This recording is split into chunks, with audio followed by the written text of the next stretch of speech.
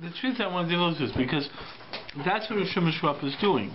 This is exactly why I wanted to work on this, because he's presenting two values, two considerable values that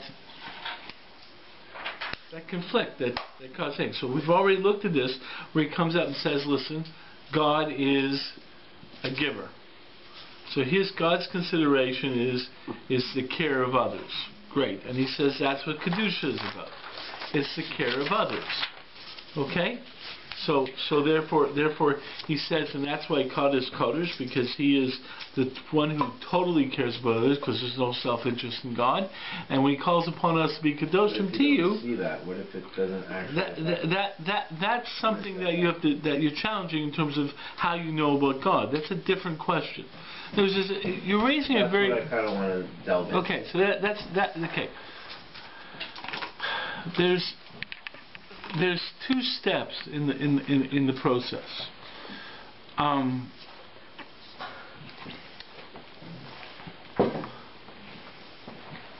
There is perhaps a more difficult step in how you know that this is true, or how do you know that this is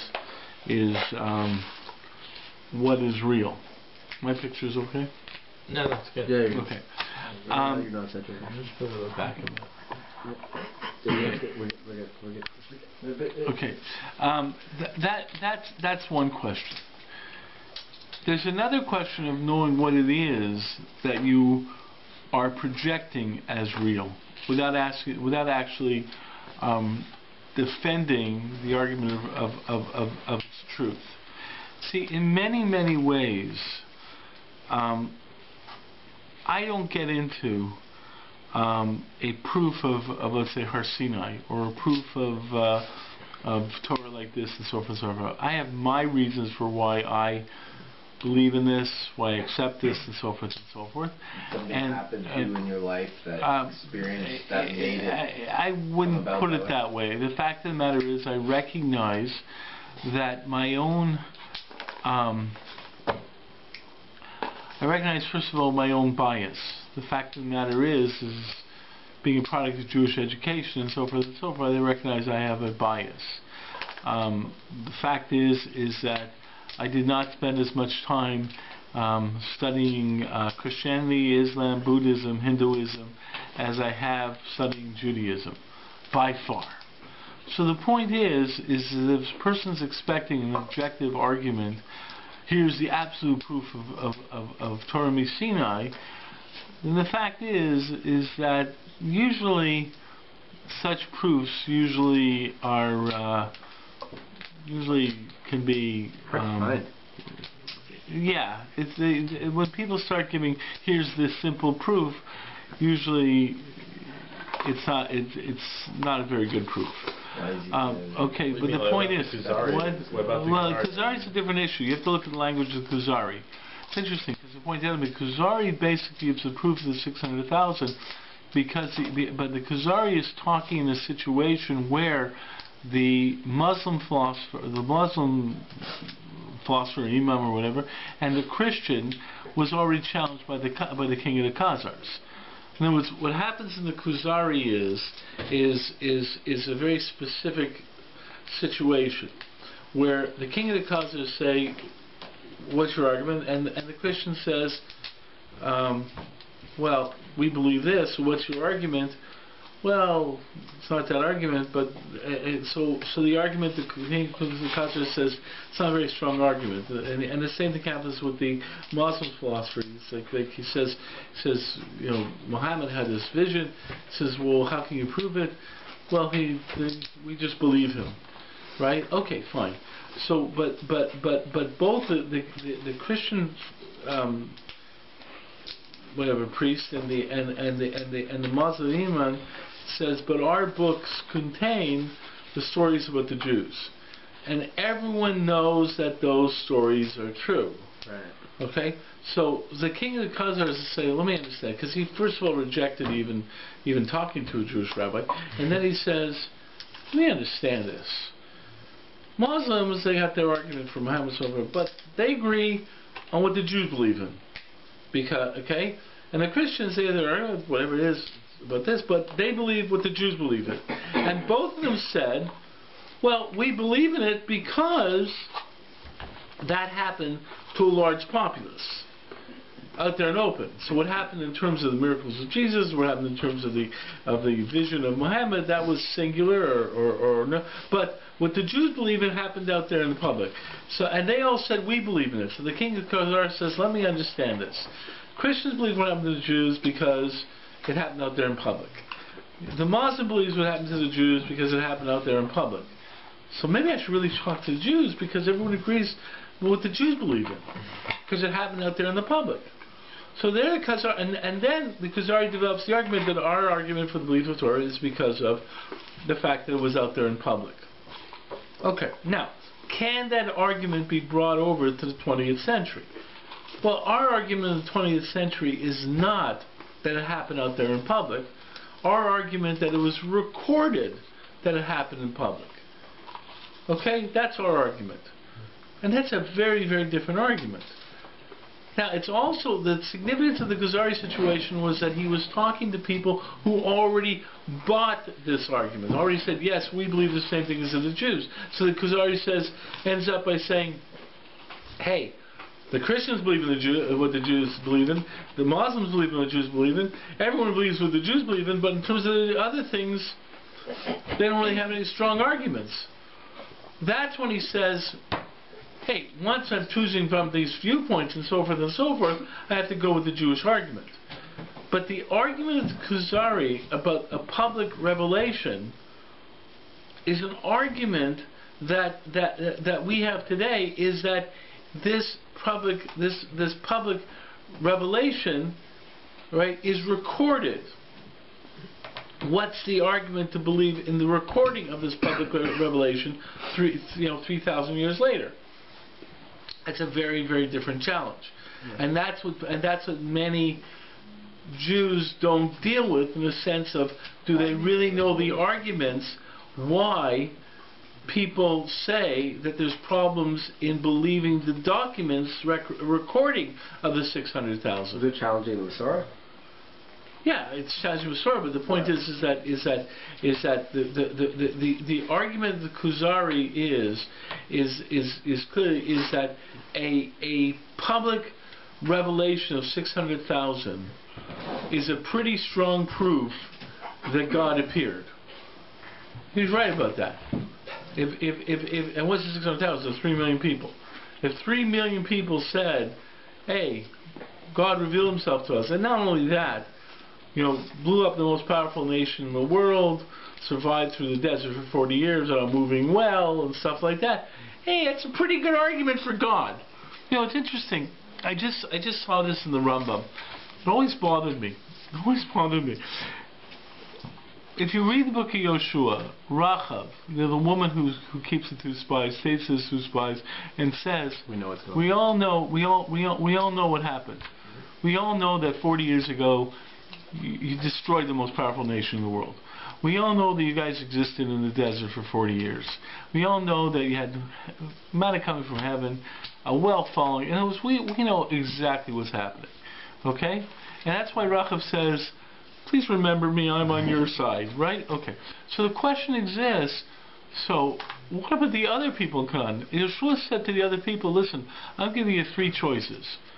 Leave, right? Accept the Noahide code, right?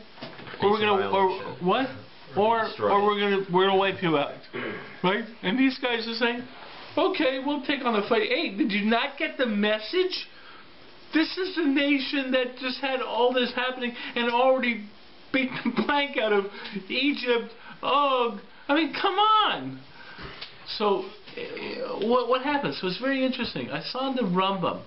The Rambam in Hilchos Tshuva points out that the worst thing that happens to someone is he loses the bechira and the ability to do tshuva. He says that was something that happened to Pharaoh. That Pharaoh lost his bechira and therefore was not able to do tshuva. Okay. So he says, what? You can see it even by when Hashem appears to us at Tarsiya, and then we go and worship. That's something different. That's something different. Right. That's something different of why they didn't do that. You're right. The question is why. So that's another question. But the Rambam says something very fascinating.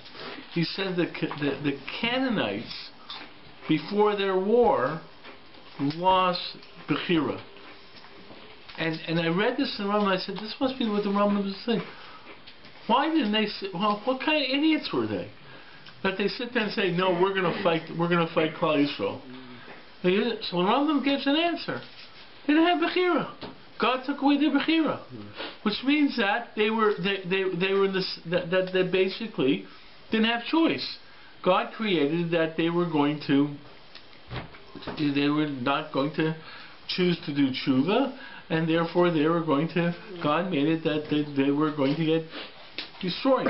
So the point is, but you see that because the fact is that's the worst. But you see that with warfare. You see that with propaganda. You see people who are getting demolished by one country, then wage war, still thinking they can destroy the country, even though their practices are way. The fact is that's an issue about Bechira in general. What Bechira really is, how people can make stupid decisions. They're all part of it. But the fact is that when people give the Kuzari's argument today, as I'm going to prove that this because this revelation happened in front of a large population, the fact is you're right. If this happened in front of a large population, that would be a pretty strong proof. But that's not the proof today. The proof today is that this revelation was recorded 3,000 years ago. So what's the proof for the authenticity of this document? Now, the truth is that leads into a very different question. And I remember talking to someone about this who was a biblical critic, and he says the problem is the argument for the authenticity of a document over 3,000 years, and especially where it's possible that there could be movement on the documentation, okay, over that 3,000 years. So you can have it like a broken telephone, okay, that especially with documentation. So it was recorded one day, it was 6 people, then 60 people, then 100 years later it became 600 people.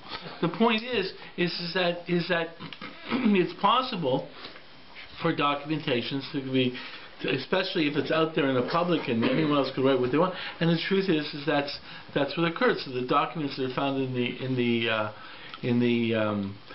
Dead Sea Scrolls are examples of documents that from people say were fabricated, because our Sefer Torah was written under part of the argument of the Sefer Torah is that it was written under very, very serious consideration for copy, and there are very strong rules about that. So the argument is that so then the argument is, well, was it copied that way? The Masorah has its argument for why the document is with few issues is basically similar and all these things. But the truth of the matter is, you have to understand what it is that you are accepting to maintain that documentation, and you have to understand what the challenge is. And to me, it's like, okay, there's reasons to accept this, and so, but I understand that it's much more than the simplistic arguments that people understand, because you have to understand what you really are believing in, it becomes. There becomes issues and so forth. To me, I was just saying this a few times the last few weeks, that the Pharisee-Sadducee split, to me, is something that I really don't understand historically. Both sides. The historians argue that the Sadducees were there historically first, and then the Pharisees developed. Okay? Okay, but Chazal, obviously, our viewpoint is that there were Pharisees, and then the Sadducees developed. And there's a few indications of how the Sadducees developed through Tzadok. Tzadok, but it was, I mean, the classic one is Rashi saying that Tzadok said that there's no Olam Haba because of what Antigonus Yisroel said, and so forth and so on. But the truth of the matter is that the Torah Sheba'al Peh was well known all around. How is it possible that these guys just basically rejected it? So the point is that it's this, and especially when you think about the fact that who was it? God put in their, took away their choice, basically. No, I'm not saying that in that case. In that case, I'm not saying. I'm saying. Why does he pick and choose? That's a different case. That's a different issue. I don't know why he picks where he takes away from Bechira, doesn't take away from Bechira. The Rambam just says that. Doesn't that seem a little unfair to just take away? You know something? When it could be, person's chance or choice. Yes, that's played like pawns. And you know something? It's a very good question. The fact of the matter is, the Rambam says the worst possible punishment is God will take away your Bechira, and that sometimes happens. The fact is that it's a little weird though. Like it doesn't. You know something? When you deal with this, right? It's a big challenge in the Rambam. I mean, in other words, why would, if Bechira is so fundamental, why would God take away Bechira? I mean, there are issues. Like, at least if you're taking it away, do it towards believing in Him, or like bettering yourself. Why to lower like for the negative purpose of wiping out the Canaanites or anything? Okay, well that leads into the issue where they're deserving of that punishment. God didn't want them to figure out a way of getting around the punishment by doing tshuva. So therefore, He wanted to secure them. It seems like an unfair way to do it. Like, you know something? Doesn't sit well. Doesn't feel right. I totally understand that. And the fact is that that's when you start dealing with the real adult complexity of Judaism and God.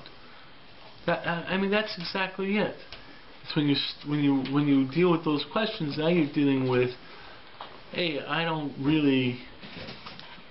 This is not easy to understand, and most people want nice, simple answers of what's easy to understand and so forth. And those answers usually they work for some of the population. Listen, you know something? There's a whole thing now of everyone questioning why Westerners are being attracted to ISIS. Well, all these people from the West are trying to get to Turkey so they can get to Syria so they can join ISIS. Why?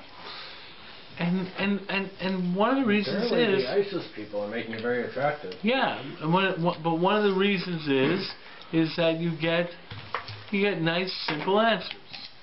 You know, this is what's right, this is what's wrong, and we'll take care of what's wrong. Complexity of life.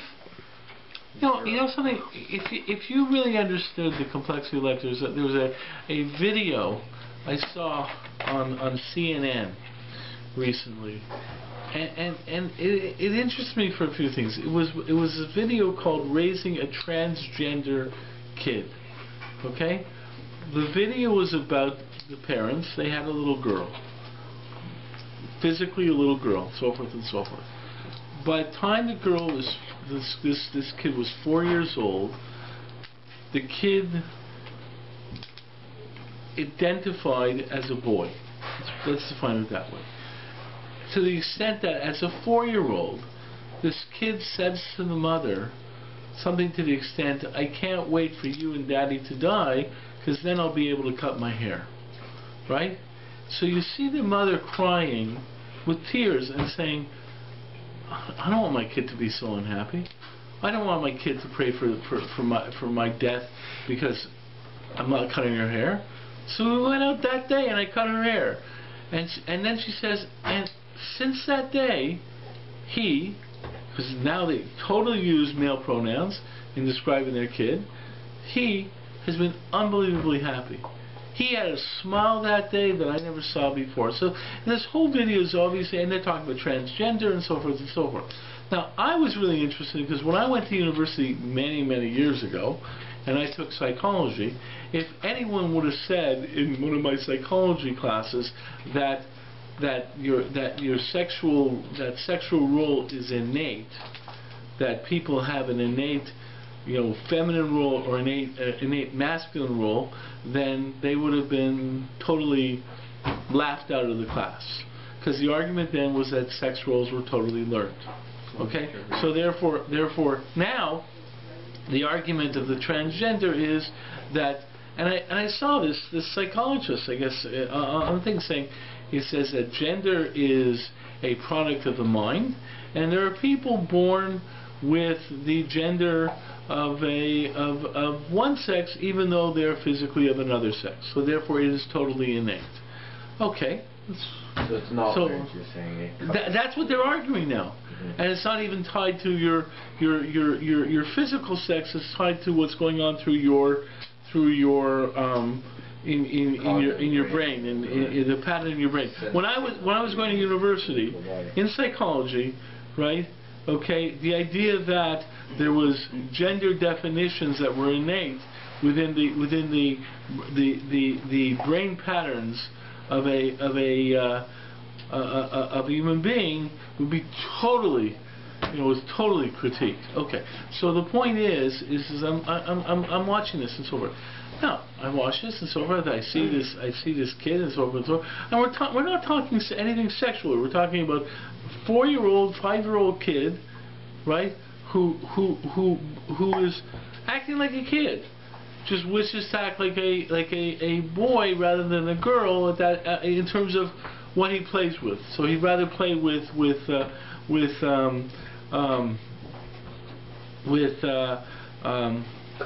cars than dolls or whatever. Okay, fine. He likes wearing bow ties and doesn't like ribbons in his hair. Fine. Now, the truth of the matter is that as a theist and as a person who believes in God and so forth and so forth, this makes it much more difficult to understand God. Okay, so what's God doing? Because what if there is an innate gender definition? Shouldn't it be tied to? It's taught. Your well, no. The classic, the religious system is that it's innate, and it's tied. It's nice. The religious system would like to say it's innate and it's tied to your. But it's tied to your physical. In other words, it's a nice simple religious answer is that acting like a woman is innate, and this is the way people with female the female sex are programmed to act. That's a nice simple answer. So the fact that raised in a religious setting, yeah, this is how you dress. This is how, and this is the way the way a woman wants to dress, and this is. Well, you learn to what. They're kind of put into it, and that's what they should wear. But the argument is innate. But the essence of the argument is it's innate. It's not the fact that we're going to teach you. It's that it's innate. You really want to do this, and the reason we know you really want to do this is because you have these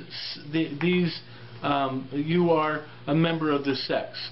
So because you are a woman, this is what your psychology is about. And if you're a man, this is what your psychology is about. And if you have that attitude, you make it so much easier to answer a lot of questions about religion. The problem is when you get into the real world, it's not so simple.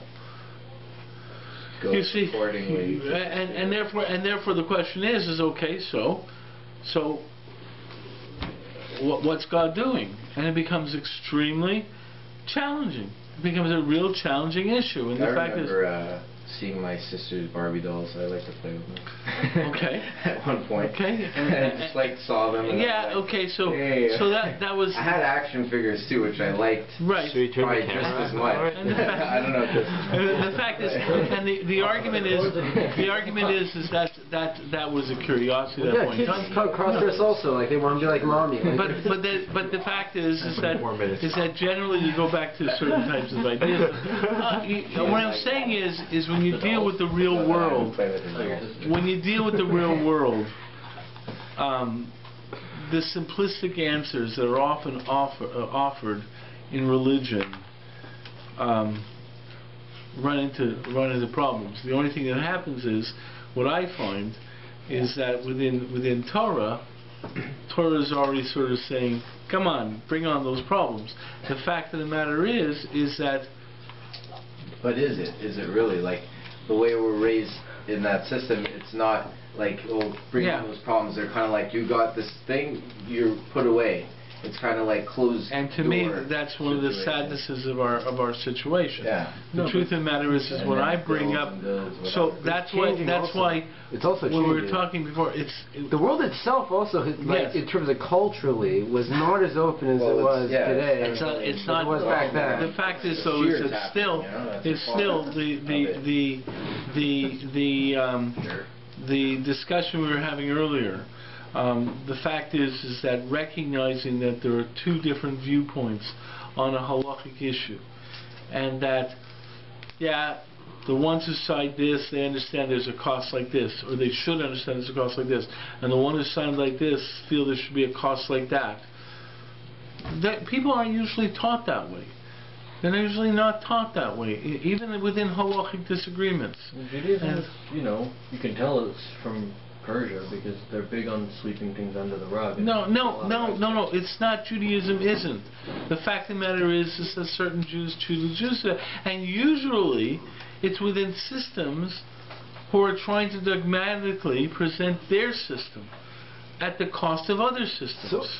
So how does culture affect Judaism? So my initial question earlier, or my initial point was, like you said, you were in like Rabbi, you said you were in a course in university for psychology, and if you would have said that sexuality is innate versus learned, they would have thrown you out. I couldn't easily make that statement. Okay, not easily, but like basically there was a strong. They didn't have the mass knowledge and investigation and expansion that they have today. So the question is, when they have an idea with the world we live in, where the individual is upheld, and we spoke about this months ago, where the individual is upheld, where the idea that your individuality, your thoughts, your emotions, your opinions, you're in social work, about this, are all upheld. How does that apply then to Torah, in terms of that these things are becoming accepted into normalcy in our society? And then what does Torah have to say about it? Because the fact is that what you're talking about is that that's where the dynamic nature of the confrontation of Torah with thought becomes significant. In other words, what happens with Torah is not dogmatic. Torah itself is dynamic. It's open to thought. What's the difference between dogmatic and dynamic? Dogmatic basically is narrow in terms of not allowing or very insistent upon a certain conclusion or a certain result. Dynamic is a recognition of the tension and the variance, the potential variance, but the movement of thought. So the point is that Torah, which has a backbone, then meets reality, which is subject to a constant new perception from human beings, and that raises new issues. So the point is that what's happened, let's say, with women in the it's an example of this is that women, the example of, let's say, what happened with women. So Torah had a certain view of women, and then it was challenged with women's liberation, where there was a challenge on that view, and so forth and so forth. That led to an answer where women's roles must really be learnt, which would challenge any argument of the innate nature of women's roles, which would seem to challenge the Torah perspective. Then there were further investigations and so forth that came up with the fact that there may be some innate understanding of roles. Like, what are we saying? That it's taught or it's innate? So. Yes, I'm not saying anything. I'm saying the fact that giving 2 points and yeah, the fact of the matter is did one way and did another way. I think it's a little bit of both. The point of the matter is that I think it's a little bit of both. Like the fact is, right? The point is that and therefore that's where you start having the dynamic movement. So the point is that there was halachic conclusions that existed 200 years ago. And we now come to different halachic conclusions. So how does that happen exactly? Like, for instance, women learning to begin with. Because of the dynamic nature of Torah itself, which itself understands the dynamic nature of knowledge. Or at times also. But that's what knowledge is about. Right. Knowledge just doesn't exist in a static perception. The fact is that anyone who thinks that anyone practicing. I mean, I remember one chassid once saying to me about how Moshe Rabbeinu wore a beautiful white bekisher. Okay. Now, the truth is, I actually had respect for this individual and so forth and so forth. But the fact is that there are people who believe that that Torah did not go through any dynamic changes. So what did he wear? Orthodox Judaism does believe that Torah goes through dynamic changes within the context of the parameters of that movement. So the fact is, I knew he said he couldn't get out of his mind that if I believe that Moshe Rabbeinu had a kippah. For sure he had a kippah. But I don't know that they had that then. Yeah. No. I don't think so. Yeah, that's right. They created the right. head covering until later. And that does not mean that Moshe Rabbeinu wasn't Moshe Rabbeinu. Right. The point is that what that means is that the nature of what the Torah is about is a presentation of ideas that has its own authority within the dynamic of the Torah system. So you'll have a person who will say, and it's open to criticism, because a person will say, to quote someone I know, like, oh, Pesach, Hashem's laughing at us. He said that, oh, we just said don't eat bread, but yet we go crazy when it comes to cleaning and all these things. Because the person basically doesn't understand orthodoxy. The fact of the matter is that most people, if a person comes up to me and wants to have a halachic discussion and begins with the Torah Shebechtav, the Bible, my usual starting point will be, okay, you understand that text doesn't really have that much power within my system. Like I'll sit there and say, the power of the Chumash in our system is similar to the power of the Queen of England in her role in making laws for Canada. Hey, it doesn't even make laws for England. Right, exactly. The point of the matter is respect. The fact of the matter is that the Torah is that Judaism is a Talmud-based religion. You want to talk in terms of Christian missionaries? They walk in, it says in the Bible, blank, blank, blank, blank. I sit there and say, very, very nice. But you recognize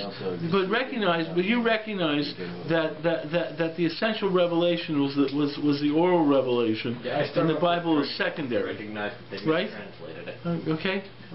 Not even mistranslated. I sit there and say, the person wants to have an argument about something from the Bible. They say, well, it says in Isaiah whatever it is. Okay, is that your starting point? Okay, fine. That's your. I believe my revelation is. I believe that there was a greater revelation that has priority over this. Okay. So the point is. This is Torah Shebal Peh. That's where the starting point of the revelation is. So if you want to argue something with me, hey, your proof from what you read in the text. I once had a kid come up to me, quoting Daniel, okay, to try and prove the second coming, because it says something about Daniel about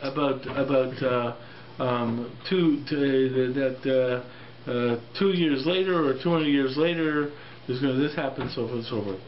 So he it just happened to be that I happen to know that verse. So he quotes that verse to me. Usually I wouldn't know this stuff, but it just happened. So he quotes that verse. This was a kid. So I sat there and said, well, it's been more than 2 years or 200 years, has it? Okay, but it doesn't really mean 200 years. It means this and this and this and this. So I said, oh, so you have an interpretation of your verse, right? Okay, the verse really doesn't prove anything. It's your arguing against my interpretation, with your interpretation of verse. Guess what? I have a different interpretation of the verse. Your verse doesn't prove anything, and you're just telling me you have an interpretation. I got a different one.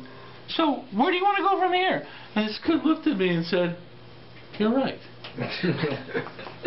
And Wow. I tell you, I tell people this story all the time. I'll tell it again. Okay, I was once giving a class a program. It wasn't a class. It was a program, subdivinity school downtown at U of T, and this guy started, and the discussion was the Hecht Chabura, tree of knowledge, good and evil, back up, blah blah blah.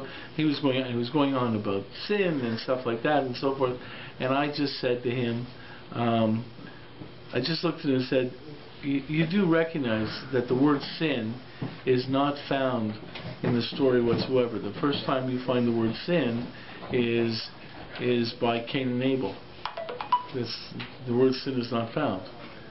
And like this guy, like, what? What? And there happened to be one of his professors were there as well. So he looks and said, "Is that true, sir?" And he said, "Yes, the original sin was Apollos' interpretation of the story. The word sin is not found in the text." I think I just pulled the rug out from this guy. Here's the most important story. The story that's and the word that you're saying is the whole essence of the story is not found, right? The point is that the fact is that you have to know what the starting points are for Torah. I'm just saying that there's a dynamic nature to Torah. Okay. Anyways, we really didn't get into this here, but we'll have to get into it next week. But we had our pre-taping talk, and we have our posting. But I just want to mention to you guys that after Pesach, I'm going to be starting a series of shiurim at the B'nai Torah Shul. I think they're going to be at 7 o'clock on Wednesdays on Kabbalat Torah. And is that what we spoke about earlier? What? Is that what we spoke about earlier or no? I don't know if we... Like the beginning of our shiurim, because that was the topic. We might have done something like that, but the fact is we're really going to go through the materials much more intensely and so forth and so forth, so you guys may want to put that down on your schedules.